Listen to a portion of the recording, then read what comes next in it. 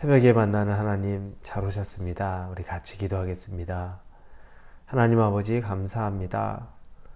이 주말 아침에 하나님을 또 이렇게 말씀으로 만납니다. 말씀이 늘 변함이 없습니다. 우리의 감정과 우리의 여건과 상황과 느낌은 시시각각으로 변해서 늘 불안하기도 하고 염려하기도 하고 걱정하기도 하고 또 교만하기도 하고 우리의 모든 마음들이 업앤다운 있는 삶을 살지만 이 모든 것들을 균형 잡아줄 수 있는 것은 하나님의 말씀입니다. 변함없는 말씀, 늘 그 자리에 있는 말씀. 그러나 우리에게 지혜와 지식과 분별의 영을 주시는 하나님의 말씀이 있기 때문에 우리들의 높아지는 마음을 다시 낮추고 우리의 낮아져 있는 자존감을 다시 하나님 앞에서 높일 수 있는 그 말씀이 우리에게 역사하기를 원합니다. 예수님의 이름으로 기도합니다. 아멘. 우리에게 주시는 말씀은 아모스입니다. 아모스 1장 3절에서 8절까지의 말씀입니다. 아모스 1장 3절에서 8절입니다. 아모스 1장 3절에서 8절입니다. 우리 찾으셨으면 같이 읽겠습니다. 여호와께서 이와 같이 말씀하시되 다메섹의 서너 가지 죄로 말미암아 내가 그 벌을 돌이키지 아니하리니 이는 그들이 철타작기로 타작하듯 길르앗을 압박하였습니다. 내가 하사엘의 집에 불을 보내리니 베나닷의 궁궐들을 사르리라. 내가 다메섹의 빗장을 꺾으며 아웬 골짜기에서 그 주민들을 끊으며 베네댓에서 규 잡은 자를 끊으리니 아람 백성이 사로잡혀 기르에 이르리라. 여호와께서 말씀하셨느니라. 여호와께서 이와 같이 말씀하시되 가사이 서너 가지 죄로 말미암아 내가 그 벌을 돌이키지 아니하리니 이는 그들이 모든 사로잡은 자를 끌어 에돔에 넘겼습니다. 내가 가사 성에 불을 보내리니 그 궁궐들을 사르리라. 내가 따 아스돗에서 그 주민들과 아스글론에서 규를 잡은 자를 끊고 또 손을 돌이켜 에그론을 치리니 블레셋에 남아있는 자가 멸망하리라. 주 여호와께서 말씀하셨느니라. 아멘. 이제 이방인들의 이방 나라에 대한 심판의 또 첫 번째 부분입니다. 그래서 오늘 등장하는 나라들은 먼저 본문의 3절에서 5절에 보면 다메섹이 등장합니다. 다메섹은 아람의 수도죠. 아람이라는 나라의 수도, 수리아라고도 말하죠. 그것의 수도가 다메섹입니다. 그들에 대한 책망을 하나님께서 그리고 그들에 대한 심판을 3절에서 5절에 하고 있습니다. 하나님은 다메섹의 왕이었던 하사엘의 집에 불을 보내겠다고 말합니다. 이 하사엘은 엘리야가 기름을 부은 아람의 왕입니다. 열왕기상 19장에 보면 하나님의 명으로 엘리야가 하사엘에게 기름을 부어서 그가 아람의 왕이 됩니다. 그런데 그 이후에 이 하사엘은 이스라엘을 아주 잔인하게 학대하게 되는 모습을 보게 됩니다. 엘리야는 그것을 이미 미리 보았습니다. 그 잔인하게 학대하게 되는 것, 그로 인해서 이스라엘이 받는 학대를 엘리야는 보게 되었죠. 그런데 하나님께서 그 이스라엘을 학대했던 이 아람, 이 하사엘에게 하나님께서 심판의 내용을 전합니다. 그들이 어떻게 했느냐면 오늘 본문에 보니까 3절에 중간에 내가 그 벌을 돌이키지 아니하리니 이는 그들이 철타작기로 타작하듯 길르앗을 압박하였습니다. 이스라엘의 도시 중에서 길르앗, 이곳을 철타작기로 타작하듯이 아주 잔인하게 그 도시를 압박하고 폐허로 만들었다는 겁니다. 하나님이 그걸 기억하십니다. 그래서 이 하사엘의 아들 벤하닷, 하사엘의 아들이 살고 있는 베는하닷 그 궁궐을 하나님이 불사르겠다는 겁니다. 당신의 백성의 땅을 타작기로 타작하듯이 학대했던 것을 하나님은 그 궁궐을 다 불살라 버리겠다고 말씀하십니다. 아주 끔찍한 하나님의 재앙입니다.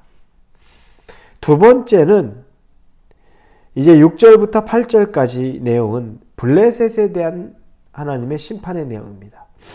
블레셋에 5성읍이 있었죠. 그 중에서 가사, 6절에 보니까 가사, 그리고 8절에 아스돗, 아스글론, 그리고 에그론 이렇게 나옵니다. 이것은 블레셋을 대표하는 도시들입니다. 먼저 내가 가사의 성에 불을 보내리니 그 궁궐들을 사르리라 이렇게 나옵니다. 여러분 블레셋은 역대하에 보면 또 자세히 나옵니다. 역대하에 22장 17절에서 18절에 보면 당시 유다의 왕인 여호람이 있었습니다. 이 여호람을 이 유다를 침공해서 여호람과 그의 아들과 아내들과 모든 재물을 다 빼앗습니다. 그리고 여호람의 막내 아들 남겨놓고 아들을 다 죽입니다. 그리고 다 포로로 잡아가는 모습을 봅니다.